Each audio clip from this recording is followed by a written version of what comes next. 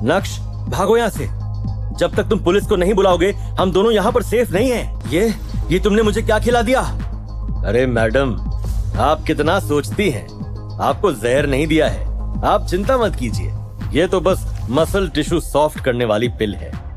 क्या तुम मुझे अपने हाथों में उठाकर घर नहीं ले जा सकते? जब नक्श ने ये सब सुना तो उसकी आंखें सीधा अवंतिका के डेलिकेट शरीर पर जाकर अटक गई थी और जैसे तैसे अपना सर हिलाते हुए बोला, ठीक है, मैं ट्राई करता हूँ। ऑफिसर अवंतिका को कार में बैठाने के बाद वो दोनों वहाँ से सबसे पहले हॉस्पिटल गए और उसके बाद जब अवंतिका के घर पहुँचे तब तक रात हो गई थी। सोफे पर बैठकर नक्श ने सबसे पहले अपने माथे का पसीना साफ किया और इधर उधर देखते हुए बोला, क्या बात है, लगता है पुलिस ऑफिसर्स की सैलरी काफी ज्यादा होती है। अच्छा, तो अब तुम्हें पुलिस ऑफिसर भी बनना है? अरे नहीं नहीं, मैं तो पर्दे के पीछे रहकर ही काम करता हूँ। ऐसा कुछ नहीं है, ये घर मुझे मेरे पापा ने खरीद कर दिया था। मैं ये जानने के लिए बहुत ही क्यूरियस हूँ कि तुम कौन सी चक्की का आटा खाते हो। तुम्हारे और मेरे वेट में जमीन आसमान का फर्क है, लेकिन उसके बाद भी तुमने मुझे आसानी से उठा लिया। That's incredible man। क्या तुम कोई गोली वोली तो नहीं खा रहे हो ना? यार, मेरी ताकत को लेकर अब मुझसे सवाल किए जा रहे हैं। मैं शिलाजीत ही खा रहा हूँ ना? कहीं वो गोलियां शक्तिमान वाली गोलियां तो नहीं थी? मन ही मन हंसते हुए नक्श अपने आप से सवाल करने लगा। जब नक्श की तरफ से अवंतिका को कोई जवाब नहीं मिला, कोई बात नहीं, अगर तुम मुझे ना बताना चाहो तो it's okay, completely your matter. लेकिन ध्यान रहे, ऑथेंटिक गोली ही खाना। हमें सूरत में कोई स्पाइडरमैन या बैटमैन नहीं चाहिए। 1 मिनट तक हंसने के बाद अचानक से उबासी लेते हुए बोली, तुम भी थोड़ी देर यहीं आराम करो, मैं थोड़ी थक गई हूँ।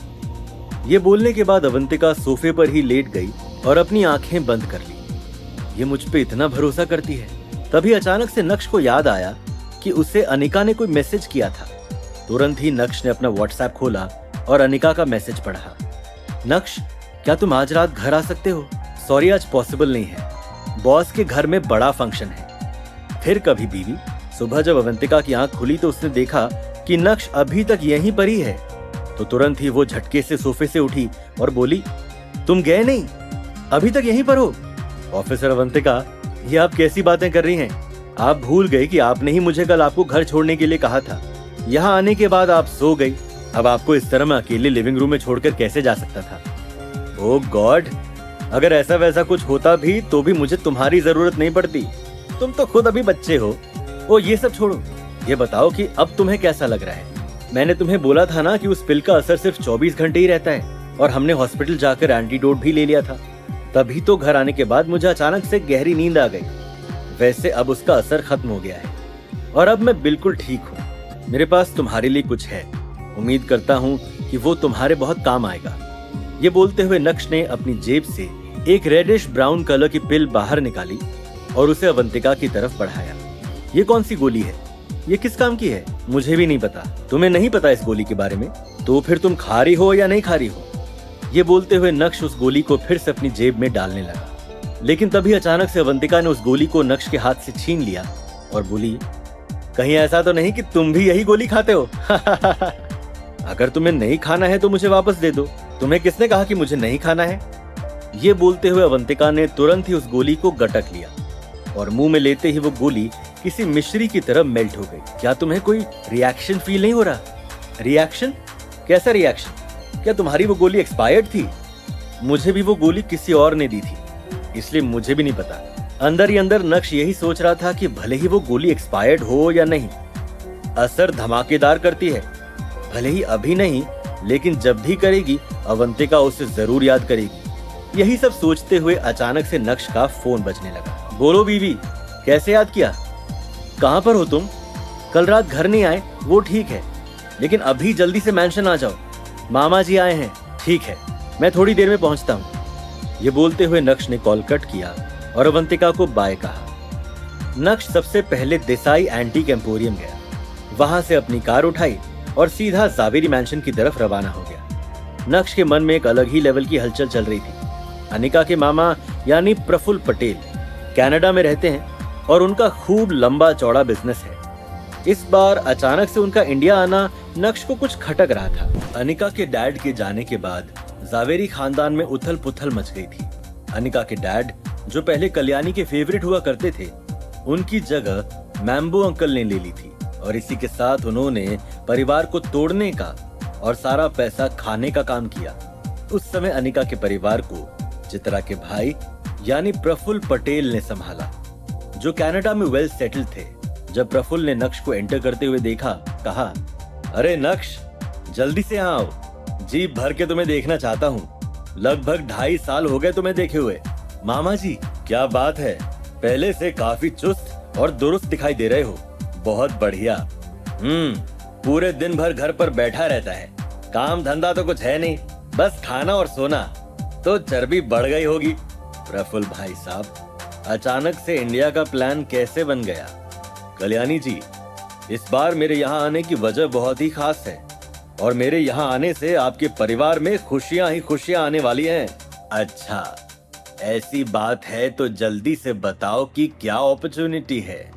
अभी कुछ समय पहले मेरी मुलाकात कनाडा के सबसे पावरफुल बिजनेसमैन से हुई। मैंने उनकी कंपनी में थोड़ा इन्वेस्टमेंट किया और करीब 15 दिन के अंदर मेरा इन्वेस्टमेंट 3 गुना हो गया। है ना कमाल की बात? तो आज मैं यहाँ जावेरी खानदान के लिए यही स्कीम लेकर आया हूँ। जैसे ही प्रफुल्ल ने अपनी स्कीम सामने रखी, वैसे ही जावेरी परिवार के लोगों के बीच डिस्कशन का माहौल शुरू हो गया। भले ही जावेरी परिवार के लोग तरह तरह की बातें कर रहे थे, लेकिन प्रफुल्ल पटेल के चेहरे से मुस्कान हटने का नाम ही नहीं ले रही थी। इसी बीच प्रफुल्ल ने अपनी जेब से फोन बाहर निकाला और कोई फाइल खोलने के बाद उसे कल्याणी की ओर बढ़ाते हुए कहा, कल्याणी जी, मैं मेरे दोस्त के साथ पिछले 2 साल से काम कर रहा हूँ, आप चेक कीजिए, इस फाइल में मेरी कंपनी का सारा रिकॉर्ड है। कल्याणी ने उस रिकॉर्ड को अच्छे से चेक किया और उसके बाद फोन को जावेरी परिवार के बाकी लोगों की तरफ बढ़ाया, जिससे वो सब भी उस रिकॉर्ड को देख सके। उस रिकॉर्ड से साफ साफ दिखाई दे रहा था कि प्रफुल्ल पटेल ने जितना भी पैसा लगाया, वो 10 दिन के अंदर ही 3 गुना होकर उसे वापस मिला। प्रफुल्ल अंकल, ये अकाउंट और ये रिकॉर्ड्स फेक तो नहीं है ना? पता चला कि आप हमें मामू बना रहे हैं। प्रफुल्ल भाई साहब, स्कीम तो बहुत अच्छी है और ऐसा भी नहीं कि मुझे आप पर भरोसा नहीं है, लेकिन अभी बिजनेस थोड़ा मंदा चल रहा है, लागत निकल जाए वही काफी है। कल्याणी जी, ये जो मेरा दोस्त है वो कनाडा में बेहतरीन डेवलपमेंट कर रहा है, उसका फोकस लेटेस्ट इंडस्ट्रीज पर है, सभी से टाई अप भी कर रखा है।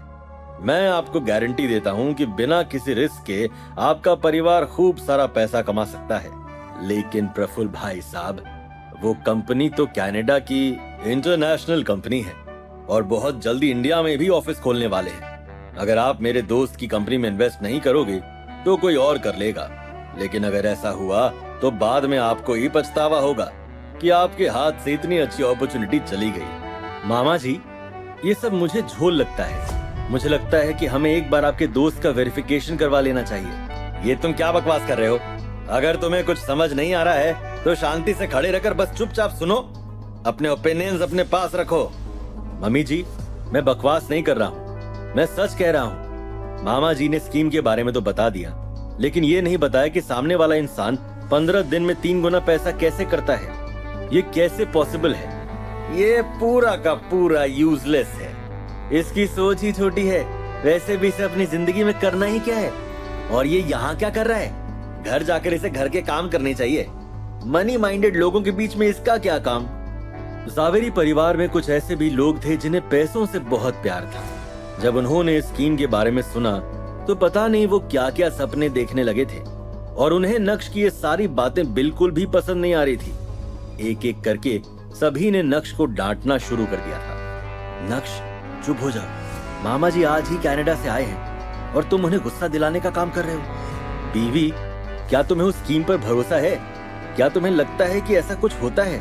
नहीं, मुझे भी भरोसा नहीं है, लेकिन तुम्हें बीच में क्यों पड़ना है? तुम बस शांति से मेरे साथ खड़े रहो और सुनो। प्रफुल्ल भाई साहब, क्यों ना हम पहले 30 करोड़ रुपए से शुरुआत करें। अगर हम 30 करोड़ रुपए का इन्वेस्टमेंट करेंगे तो मेरा दोस्त आपके परिवार के बारे में क्या सोचेगा?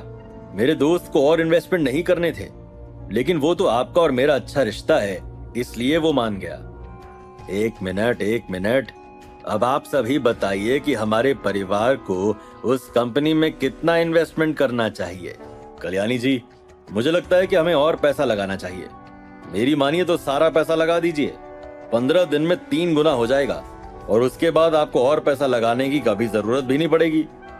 दादी, मुझे लगता है कि हमें प्रफुल्ल अंकल की उस स्कीम के चक्कर में नहीं पड़ना चाहिए। ये सिर्फ एक स्कैम है और हमें इससे दूर रहना चाहिए। पल्लवी, क्या बड़ों से ऐसे बात करते हैं? मैं तुम्हारी दादी से बात कर रहा हूँ, तुम्हें बीच में बोलने की जरूरत नहीं है। क्या अपनी सारी जायदाद से रातों रात हाथ धो बैठेगा जावेरी खानदान? क्या नक्श इतने अपमान के बाद भी करेगा जावेरी खानदान की मदद और अपनी बहन की मदद करने वाला चहेता भाई आखिर क्यों उसी का घर डुबाने में लगा हुआ है? ये जानने के लिए देखिए अगला एपिसोड सिर्फ पॉकेट एफएम के YouTube चैनल पर और इंस्टा एम्पायर के सारे एपिसोड्स को सुनने के लिए डिस्क्रिप्शन में दी गई लिंक से डाउनलोड कीजिए पॉकेट एफएम ऐप।